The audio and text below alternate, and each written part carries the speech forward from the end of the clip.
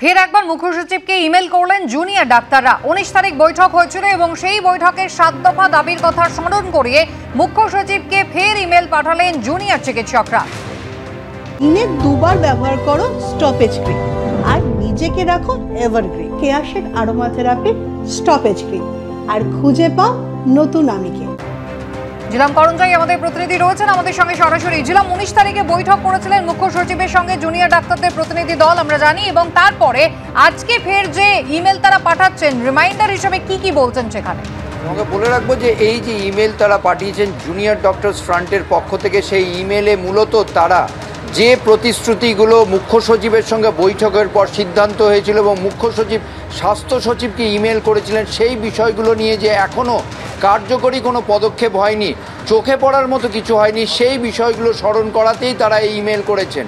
এবং যেই ইমেলের মধ্যে অন্যতম বিষয় রয়েছে বিভিন্ন কলেজে যে এনকোয়ারি কমিটি করা, যে থ্রেড কালচার ছিল সেই পরিস্থিতি সরিয়ে অন্য বিষয়গুলো তাদের বিরুদ্ধে পদক্ষেপ নেওয়া, সেন্ট্রাল একটা কমিটি করা, সেই সমস্ত বিষয় নিয়েই এই যে ইমেল করা হয়েছে। এবং ইমেলে আরও একটি বিষয় স্পষ্ট করা হয়েছে যে বিভিন্ন মেডিকেল কলেজের রেসিডেন্ট ডক্টরদের যে একটা ইলেকশন করে গঠন করা অ্যাসোসিয়েশন, সেই বিষয়টাও স্মরণ করানো হয়েছে। এর পাশাপাশি তারা যেটা স্পষ্ট করে জানিয়েছেন যে স্বাস্থ্য দপ্তরে যে ট্রান্সফার ইত্যাদি যেগুলো হয় সেগুলো স্বচ্ছতার সঙ্গে করার জন্য একটা দাবি করা হয়েছিল, সেই বিষয়ে কোনো পদক্ষেপ তারা দেখেননি। 7 দফা দাবি এবং 7 দফা দাবির মধ্যে প্রত্যেকটা ক্ষেত্রে তাদের যে অস্পষ্টতা রয়েছে, এখনও তারা ধোঁয়াশায় রয়েছে, স্বাস্থ্য দপ্তর কোনো পদক্ষেপ তাদের নজরে আসছে না, সেই বিষয়টা তারা স্মরণ করেছেন। এবং অন্যদিকে তোমাকে জানিয়ে রাখবো, আরজিকর মেডিকেল কলেজ হাসপাতালে এই মুহূর্তে এই যে এনকোয়ারি কমিটির কথা বলা হচ্ছে, central enquiry committee, RG Kar medical college হাসপাতালে এই এনকোয়ারি কমিটির আজকে 4র্থ দিনের শুনানি চলছে। গতকাল ধুন্ধুমার বেঁধেছিল, আজকেও 11 জনকে ডাকা হয়েছে, যার মধ্যে একজন গতকাল তার শুনানি হয়নি বলে তাকে ডেকে পাঠানো হয়েছে। মোটের ওপর এখন অবধি শুনানি যাদের বিরুদ্ধে অভিযোগ আছে তাদের এই যে শুনানি সঠিকভাবে সুষ্ঠুভাবেই চলছে বলে জানা যাচ্ছে। তবে প্রত্যেকের বক্তব্য রেকর্ড করা হচ্ছে। আরজিকর মেডিকেল কলেজ হাসপাতাল কর্তৃপক্ষের সূত্রে যেটা বলা হয়েছে, আগামী শনিবারের মধ্যে চূড়ান্ত রিপোর্ট তারা প্রস্তুত করতে চান এবং গতকালের মতো এই ঘটনা যাতে না হয় সেই বিষয়টাও তারা দেখছেন।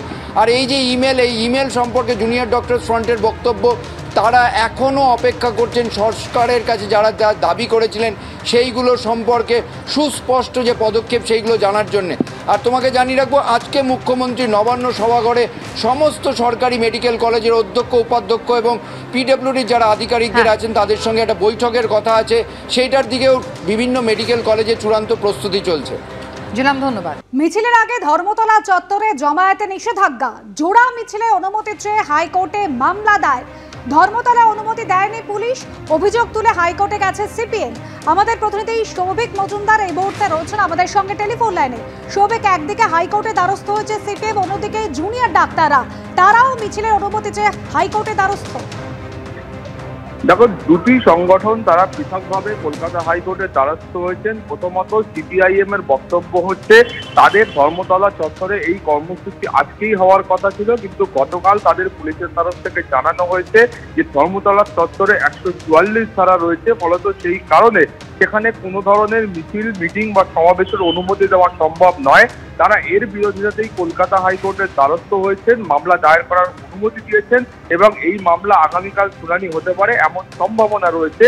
কিন্তু সিপিআইএম এর আইনজীবীদের বক্তব্য যে এই কর্মসূচি আজকেই রয়েছে, ফলত আজকেই এই মামলার বিচার প্রক্রিয়া শুরু করা হোক, কিন্তু সে বিষয়ে এখনো চূড়ান্ত কোনো সিদ্ধান্ত কলকাতা হাইকোর্ট গ্রহণ করেননি। দুই হলো জুনিয়র চিকিৎসকদের সংগঠন, তাদের কর্মসূচি আগামীকাল রয়েছে এবং তাদের কর্মসূচিও ওই একই এলাকায় রয়েছে, অর্থাৎ ধর্মতলা চত্বরে রয়েছে, কিন্তু তাদেরকেও এখনো পর্যন্ত পুলিশের তরফ থেকে অনুমতি দেওয়া হয়নি। ফলত তারাও কলকাতা হাইকোর্টের দ্বারস্থ হয়েছেন, মামলা দায়ের করার অনুমতি দেওয়া হয়েছে এবং আগামীকাল এই মামলারও বিচার প্রক্রিয়া শুরু হতে পারে। অনুষ্কা, ধন্যবাদ সৌভিক।